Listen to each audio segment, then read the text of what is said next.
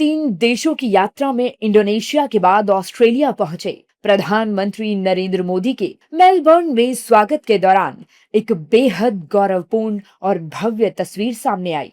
द्विपक्षीय वार्ता और कूटनीतिक बैठकों से पहले प्रधानमंत्री मोदी का मेलबर्न में औपचारिक और राजकीय स्वागत किया गया। इस खास मौके पर ऑस्ट्रेलियाई सैन्य टुकड़ी द्वारा पीएम मोदी को गार्ड ऑफ ऑनर दिया गया। PM Modi government house Victoria में सेरेमोनियल कार्यक्रम के लिए पहुंचे। इस दौरान ऑस्ट्रेलियाई समकक्ष एंथनी अल्बनीज ने प्रधानमंत्री मोदी का गर्मजोशी से स्वागत किया। ऑस्ट्रेलियाई सेना के जवानों ने पीएम मोदी का सेरेमोनियल स्वागत किया और इस दौरान भारत का राष्ट्रगान भी गाया गया। भारतीय समुदाय के लोग ठंडे मौसम के बावजूद बुधवार देर शाम होटल में पीएम मोदी का स्वागत करने के लिए बड़ी संख्या में आए थे।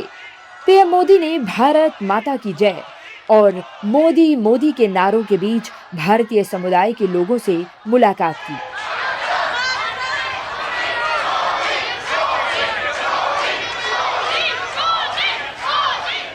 ऑस्ट्रेलिया में पीएम मोदी के स्वागत के लिए स्थानीय कलाकारों ने कई सांस्कृतिक प्रस्तुतियां भी दी। साथ ही पीएम मोदी के स्वागत में वंदे मातरम का गीत भी गाया गया।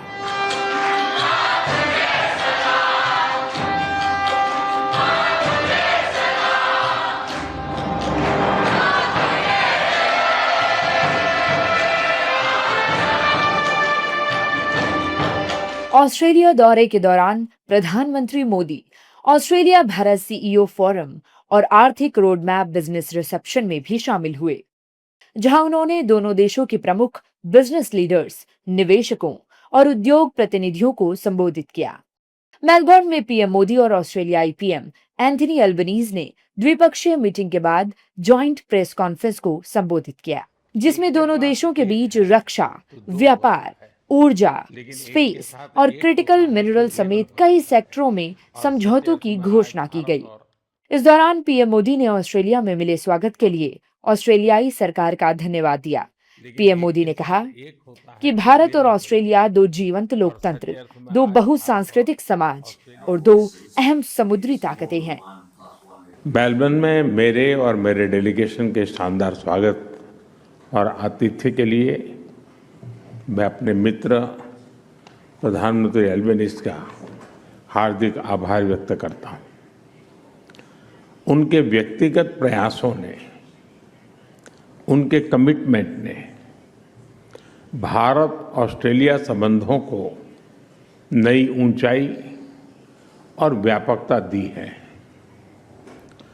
उनके इस बहुमूल्य योगदान के लिए मैं उनका अभिनंदन करता हूं। फ्रेंड्स, भारत और ऑस्ट्रेलिया दो वाइब्रेंट डेमोक्रेसीज हैं, दो मल्टी कल्चरल सोसाइटीज हैं और दो महत्वपूर्ण ओशन पावर्स हैं। हमारी ये समानताएं और हमारा कॉमन वर्ल्ड व्यू हमें गहरे आपसी विश्वास के साथ निरंतर आगे बढ़ने की प्रेरणा देते हैं। पीएम मोदी ने भारत ऑस्ट्रेलिया के बीच हुई न्यूक्लियर एनर्जी डील की भी घोषणा की। पीएम मोदी ने कहा कि न्यूक्लियर एनर्जी के क्षेत्र में भारत और ऑस्ट्रेलिया के बीच बड़ी डील हुई है। न्यूक्लियर एनर्जी के क्षेत्र में आज हमने एक महत्वपूर्ण समझौता किया है।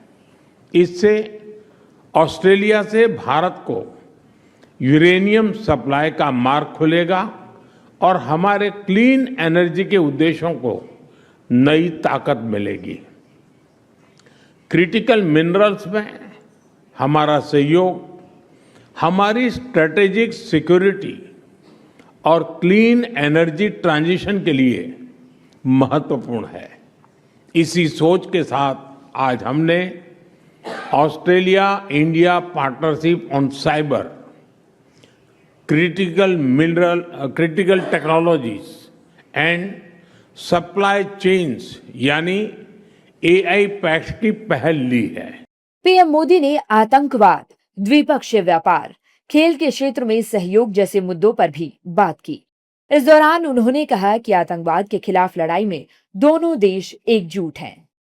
भारत और ऑस्ट्रेलिया मानते हैं कि आतंकवाद केवल किसी एक देश के लिए नहीं, बल्कि पूरी मानवता के लिए गंभीर चुनौती है।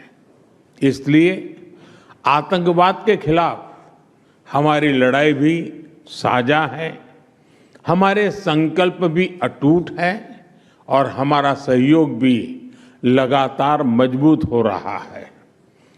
हमारा यह भी मानना है कि विश्व के अनेक भागों में चल रहे तनावों और युद्धों का समाधान डायलॉग और डिप्लोमेसी से ही संभव है।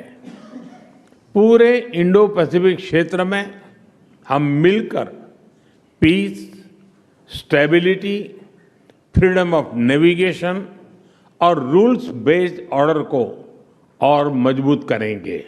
बता दें कि सबसे अहम जानकारी ये है कि ऑस्ट्रेलिया के सबसे बड़े पेंशन फंड ऑस्ट्रेलियन सुपर ने भारत में बड़े निवेश का ऐलान किया है।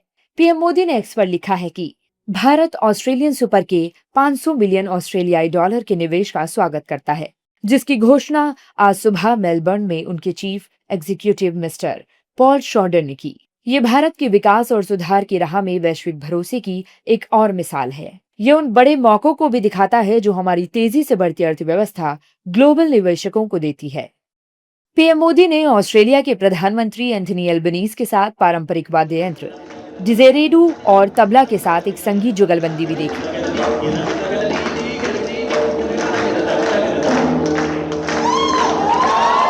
ऑस्ट्रेलिया के बाद पीएम मोदी न्यूजीलैंड के लिए रवाना होंगे।